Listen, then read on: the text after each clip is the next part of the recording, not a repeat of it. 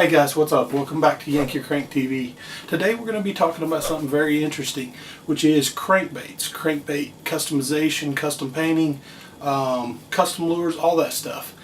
Basically, it's been kind of cold outside and there's been snow and ice and we had another front push through, so I haven't been able to go outside and get any content. So today we're going to be doing this.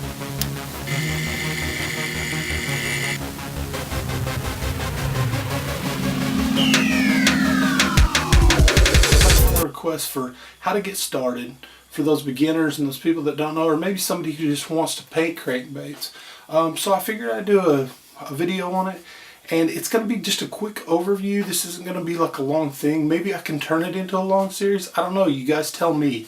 But so that's what we're going to be talking about today. I'm going to go over some tips and techniques, some tricks. You know, when I started out, I learned basically trial by fire, and you know, maybe some of the things that I'm going to discuss in this video will help ease that process for you guys. Maybe make it a little easier for you guys. So I'm going to go over some quick bullet points here for you guys that have never done this or are looking into getting into painting crankbaits or just airbrushing in general. I recommend, don't go out and buy the most expensive brush. What I recommend is start out with something like this. This is my Wada Neo. It is a great brush. It's even flow, 0.35 millimeter tip. It is a fantastic gun for the money, and it's under $100. I mean, it's one of those things that you can get discounts on and find them. I mean, I got that one with a coupon for like $30. So by far, this is what I recommend to start out with. Then if you want to upgrade, this is all the gun you'll ever need, to be honest. It's the HPSC Iwata Eclipse. Love it. You can't beat it. It's a fantastic gun. This is what I do 90 to 95% of my workflow with, is this gun here. And it's just a great gun. So hopefully that helps you guys out a little bit. Now with this one, this is a custom micron. It's a CMC Plus custom micron. It's like a $600 gun. There's no reason you'll ever need this. It's way expensive. It's, if you own a business or you own something where your workflow daily, you know, it's something like that. I got this for other projects, as well as like some of the crankbait, like the big detail stuff, because it does do really fine lines. Anyhow, this is something that I don't recommend you guys purchasing. But I do love Iwata. I will say that out of all the guns that I've used Badger, I've used a lot of different brands, but Iwata by far seems to be the best gun for me. All these are dual action, dual feed.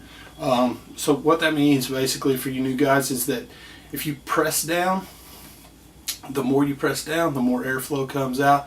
The more you pull back, the more paint comes out. So it's a dual feed airbrush, and all these are gravity feed as well. So if you're looking at siphon feed versus gravity feed, I do not recommend siphon feed. Gravity feed is the only way to go.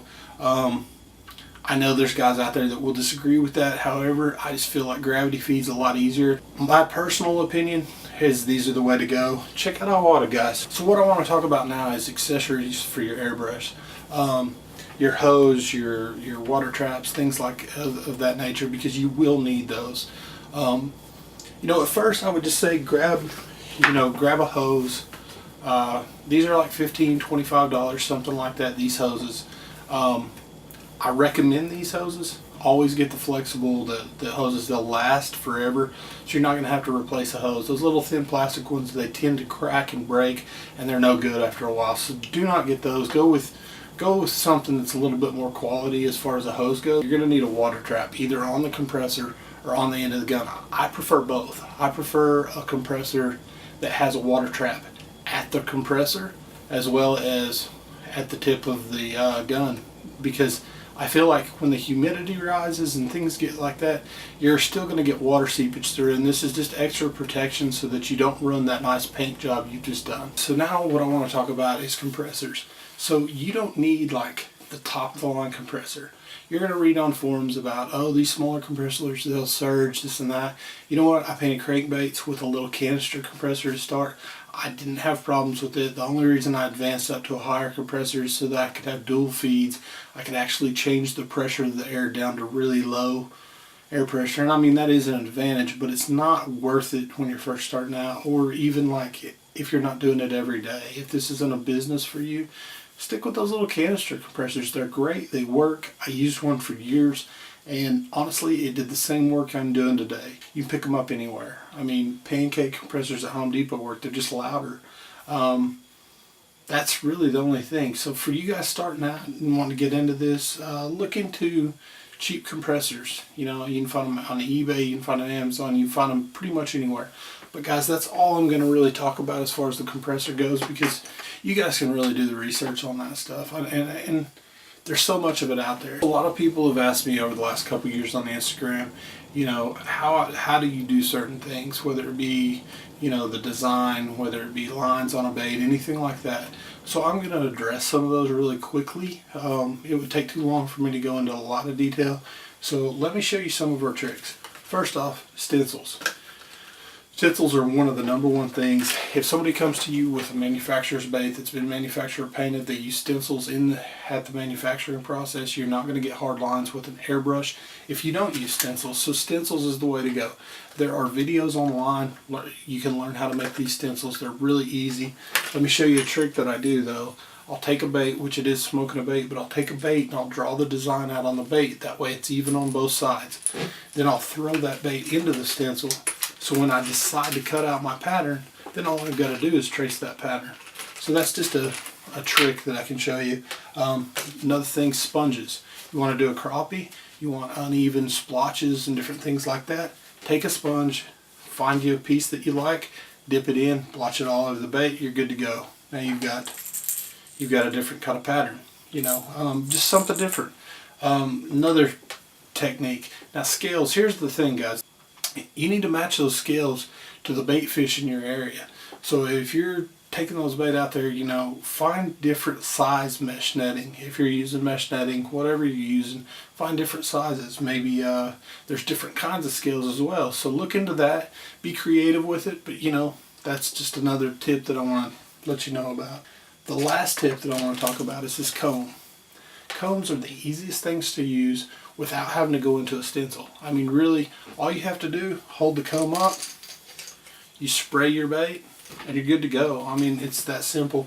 And you can get all different size lines. Like this one, for instance, I've got really thick lines on it. It's like little thin lines, you know. So go to your local beauty store, go to Walmart, wherever. Just look for different things to spray through to create different patterns. It doesn't have to just be combs, sponges. It can be anything. It can be hair. It can, you know, I've seen people use grass. I've seen people use different things just to create a different pattern to make those bait kind of blend in like normal bait patterns do. So guys, just be creative with it. Be an individual. Be yourself. I mean, that's really what it's about. Don't go into this wanting to create what everybody else is doing, because that's kind of boring. I mean, yeah, you can do that to learn at first, that's fine, but then branch out and create your own stuff. I mean, that's part of the fun and the joy of all this. That's why a lot of us do this. It's just because we like creating stuff that we've never seen before, but yet we'll still catch fish. So guys, that's my tips and techniques for you. I'm not going to talk in detail about it, but I will talk to you a little bit about the different kinds of paints and as well as clear coats.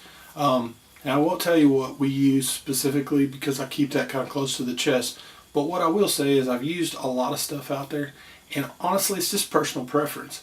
So you guys test it out and see what you like versus me telling you, oh, this is great, this is what you should use, and then it fails on you. And I'll just give you some information on what I've used. Basically I've used Createx, Wicked, Auto Air. I've used quite a few different ones. I've used DEFCON 2-ton, 30-minute, not 5-minute. I've used Dignites, and I've also used moisture cured urethane. And you just really have to find what's going to work for you. You're going to get a million different opinions, and there's tons of videos online that you can check out. So I don't want to delve too much into that. I just want to kind of go over what I've done, and it's all kind of trial and error. So I know it wasn't that detailed, but it's just a little quick tips, techniques, that sort of thing, crankbait video for you. Anybody who's new to this, I hope this helps you, and hopefully you enjoy it as much as I have, and you get into it and you're able to catch fish, because at the end of the day, really, that's what it's about.